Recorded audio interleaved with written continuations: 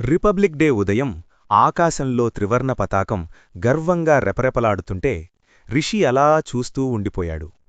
పక్కనే చాలా కూల్గా ప్రశాంతంగా కూర్చున్న ఆంజనేయుణ్ణి చూసి రిషి ఒక చిన్న డౌట్ అడిగాడు. ఆంజనేయ, అందరూ సెలబ్రేట్ చేసుకుంటున్నారు కదా, అసలు ఈ రిపబ్లిక్ డే ఏంటి? మనం దీన్ని ఎందుకు జరుపుకుంటాం?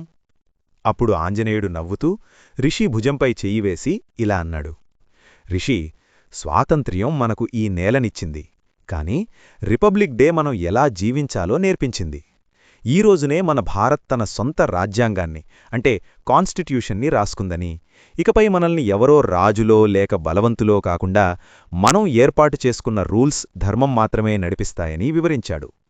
ఇక్కడ ప్రతి ఒక్కరూ సమానమే, అందరి మాటకు విలువ ఉంటుంది, కాని ఈ స్వేచ్ఛ బాధ్యతతో కూడినదై ఉండాలి అని చెప్పాడు.